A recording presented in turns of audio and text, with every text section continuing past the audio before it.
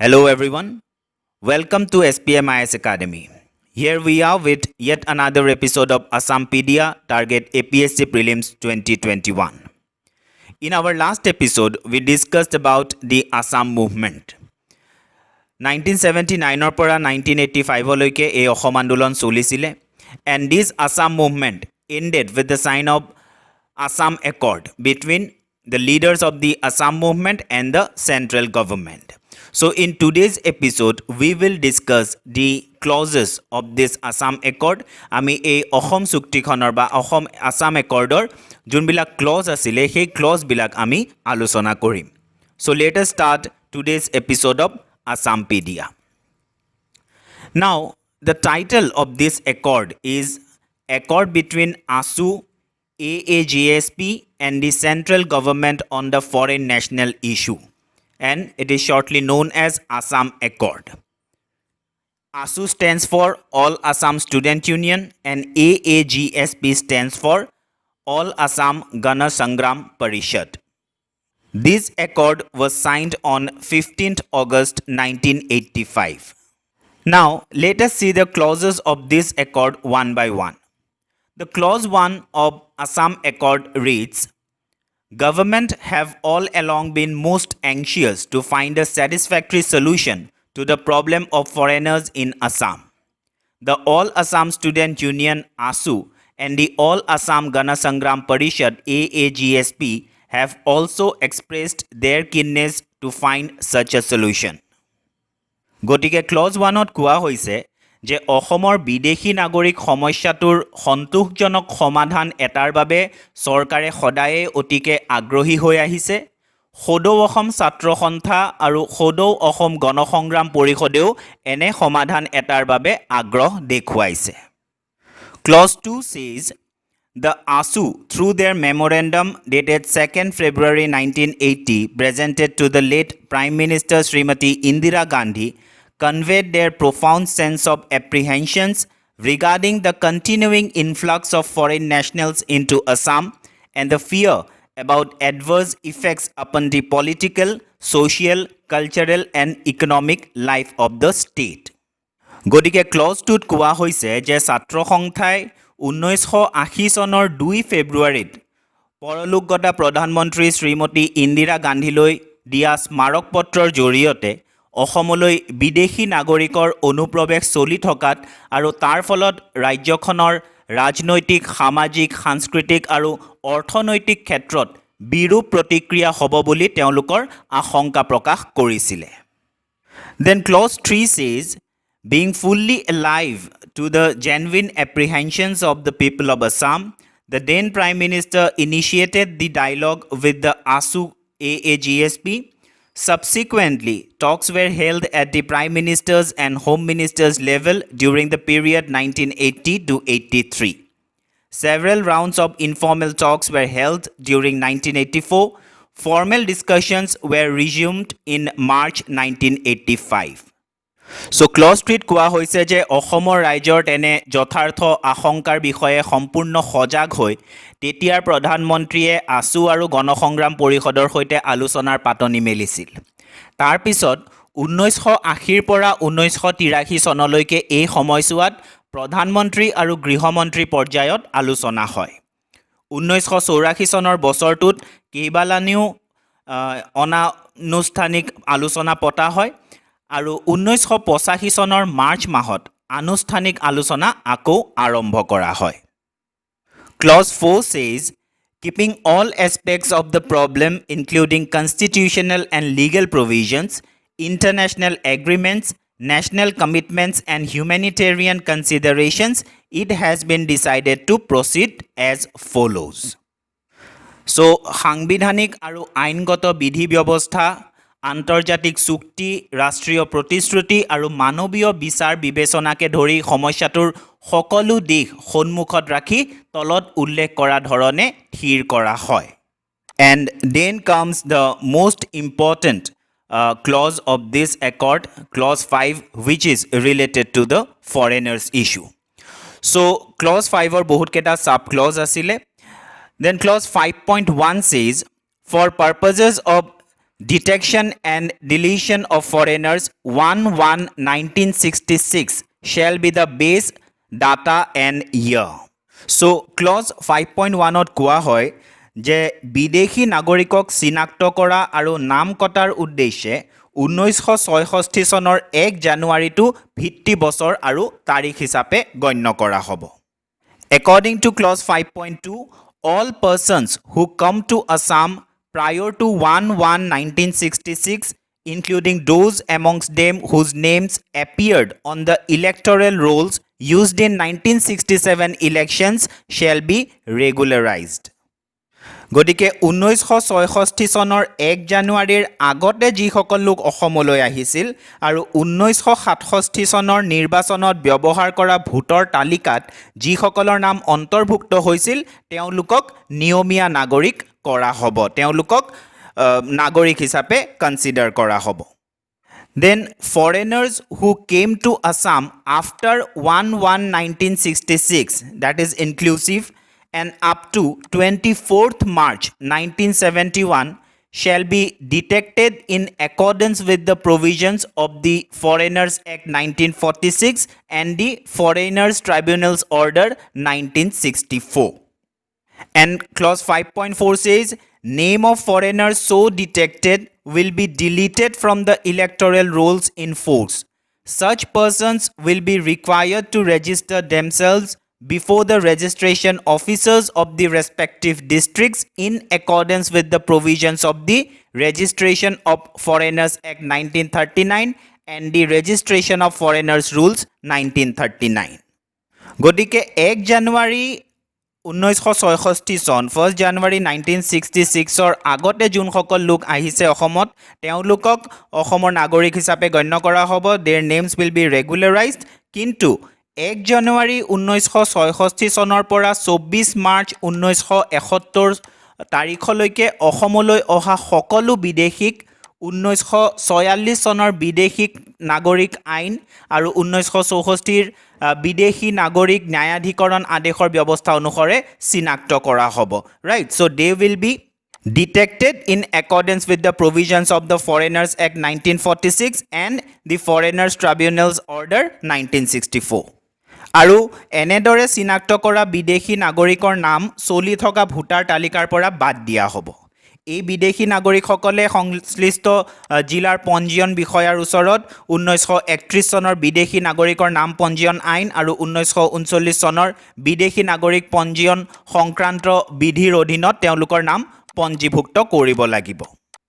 And for this purpose, Government of India will undertake suitable strengthening of the government machinery. Then clause number 5.6 says, on the expiry of a period of 10 years following the date of detection, the names of all such persons which have been deleted from the electoral rolls shall be restored. So বিদেশী বুলি চিহ্নিত হোৱাৰ দিনৰ পৰা 10 বছৰ সম্পূৰ্ণ হ'লে voter তালিকাৰ পৰা বাদ দিয়া বিদেশী নাগৰিকসকলৰ নাম পুনৰ ভোটাৰ তালিকাত ভৰোৱা হ'ব। গতিকে 1 জানুৱাৰী 1966 পৰা 24th মাৰ্চ 1971 ভিতৰত যোনখিনি বিদেশী আহিছিলে তেওঁলোকৰ নাম ভোটাৰ তালিকাৰ পৰা 10 বছৰৰ কাৰণে গুচাই দিয়া হ'ব। 10 বছৰ ইয়াতে থকাৰ পিছত তেওঁলোকৰ নাম পুনৰ অন্তৰ্ভুক্ত কৰা হ'ব ভোটাৰ তালিকাত। Then 5.7 says, all persons who were expelled earlier but have since re-entered illegally into Assam shall be expelled. Then Article 5.8 says, foreigners who came to Assam on or after March 25, 1971 shall continue to be detected, deleted, and practical steps shall be taken to expel such foreigners.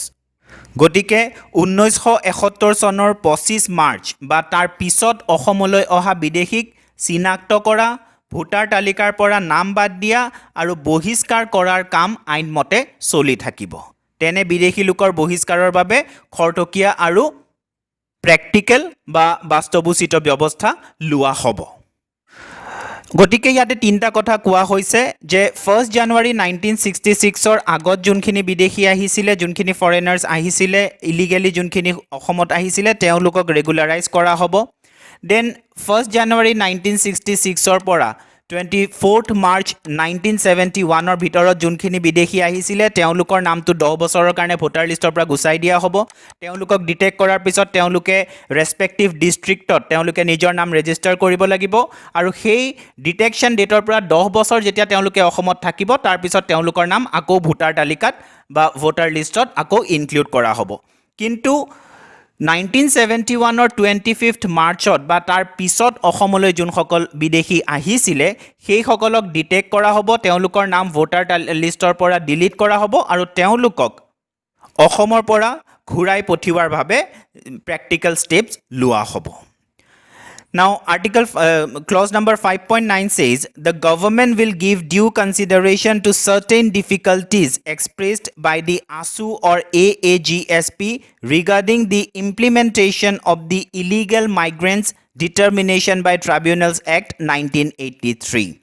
So, IMDT Act ৰ বিষয়ে আমি লাষ্টৰ এপিসোডত discuss কৰিছিলো so 5.9 ক্লজত কোৱা হৈছে যে গভৰ্নমেন্টে এই IMDT Act ৰ কাৰণে যোনটো ডিফিকাল্টিজ ফেস কৰিবলগীয়া হৈছে আসু বা অল আসাম গণ সংগ্ৰাম পৰিষদে তাৰ বিষয়েও তেওঁলোকে যথোচিতভাৱে বিবেচনা কৰিব So, this is the clause 5 of Assam Accord which is related to the foreigners issue. Foreigners issue to keneke সমাধান কৰা হ'ব keneke solve কৰা হ'ব তাৰ বিষয়ে এই clause 5 টোত কোৱা হৈছে Then comes the clause 6 safeguards and economic development of the state. Clause 6 says constitutional, legislative and administrative safeguards as may be appropriate shall be provided to protect, preserve and promote the culture, social, linguistic identity and heritage of the Assamese people. মানে অসমীয়া ৰাইজৰ সাংস্কৃতিক, সামাজিক, ভাষিক পৰিচয় আৰু ঐতিহ্যৰ ৰক্ষা, সংৰক্ষণ আৰু বিকাশৰ বাবে যেনে ধৰণে দৰকাৰ সাংবিধানিক আইনগত আৰু প্ৰশাসনিক ৰক্ষণাবেক্ষণৰ ব্যৱস্থা কৰা হ'ব Now as you all know the Biplab Sharma committee has been formed to recommend on how to protect, preserve and promote the culture, social, linguistic identity and heritage of the Assamese people Biplab Sharma committee already nijor recommendation did is and that we have already discussed in our ASSAMPEDIA episodes. Then clause 7 says the government take this opportunity to renew their commitment for the speedy all-round economic development of Assam so as to improve the standard of living of the people. Special emphasis will be placed on education and science and technology through establishment of national institutions. So it says ৰাইজৰ জীৱনৰ মান উন্নত কৰিবৰ বাবে ৰাজ্যখনৰ খৰতকীয়া সৰ্বাংগীন অৰ্থনৈতিক উন্নয়নৰ বাবে নিজৰ প্ৰতিশ্ৰুতিৰ কথা এই সুযোগতে চৰকাৰে দুহাৰিছে ৰাষ্ট্ৰীয় প্ৰতিষ্ঠান স্থাপনৰ জৰিয়তে শিক্ষা আৰু বিজ্ঞান তথা প্ৰযুক্তিবিদ্যাৰ দিশত বিশেষ গুৰুত্ব দিয়া হ'ব Then some other issues are also included in this accord. For example, the clause 8.1 says the government will arrange for the issue of citizenship certificates in future only by the authorities of the central government. 8.2 says specific complaints that may be made by the ASU or AAGSP about irregular issuance of Indian citizenship certificates will be looked into. Then clause 9.1 says the international border shall be made secure against future infiltration by erection of physical barriers like walls, barbed wire fencing and other obstacles at appropriate places. Patrolling by security forces on land and riverine routes all along the international border shall be adequately intensified. In order to further strengthen the security arrangements to prevent effectively future infiltration, an adequate number of checkposts shall be set up. গতিকে ইয়াতে কোৱা হৈছে যে গোটেই আন্তঃৰাষ্ট্ৰীয় সীমান্তৰ নৈ অঞ্চল আৰু স্থলখণ্ডত নিৰাপত্তা বাহিনীৰ পহৰা লগাৰ জোখেৰে বঢ়োৱা হ'ব ভৱিষ্যত অনুপ্ৰৱেশত ফলপ্ৰসূভাৱে বাধা দিবলৈ নিৰাপত্তা ব্যৱস্থা আৰু শক্তিশালী কৰিবৰ উদ্দেশ্যে যথেষ্ট সংখ্যক তালাচী চকী পতা হ'ব। যথোপযুক্ত ঠাইত বেৰা, কাটা তাঁৰৰ বেৰা আৰু অন্যান্য হেঙাৰ সাজি ভৱিষ্যত অনুপ্ৰৱেশৰ বিৰুদ্ধে আন্তঃৰাষ্ট্ৰীয় সীমান্ত নিৰাপদ কৰা হ'ব। Clause 9.2 says, besides the arrangements mentioned above and keeping in view security considerations, a road all along the international border shall be constructed as to facilitate patrolling by security forces. Land between border and the road would be kept free of human habitation wherever possible. Riverine patrolling along the international border would be intensified. All effective measures would be adopted to prevent infiltrators crossing or attempting to cross the international border.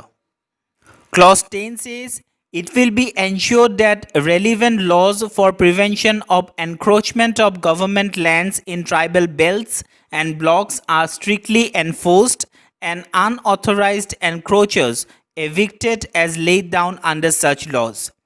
Clause 11 says, it will be ensured that the relevant law restricting acquisition of immovable property by foreigners in Assam is strictly enforced. So, অসমত বিদেশীয়ে স্থাৱৰ সম্পত্তি গুটোৱাটো নিয়ন্ত্ৰণ কৰাৰ বাবে থকা সংশ্লিষ্ট আইন কঠোৰভাৱে বলবৎ কৰাটো নিশ্চিত কৰা হ'ব। And Article 12 says, it will be ensured that birth and death registers are duly maintained.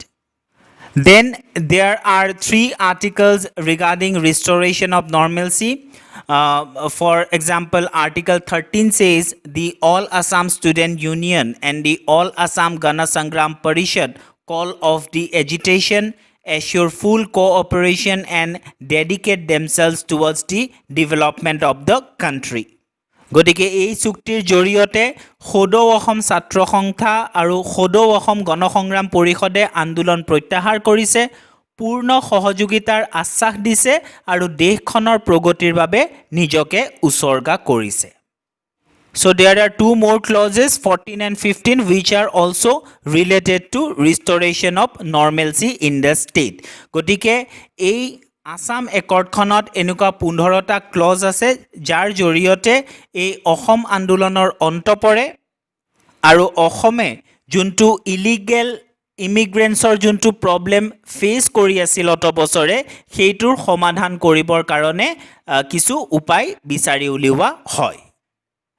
আৰু এই আসাম একৰ্ডৰ জৰিয়তে এইটো ডিসাইড কৰা হয় যে oil refinery will be established in Assam and central government will render full assistance to the state government in their efforts to reopen Ashok paper mill and jute mills.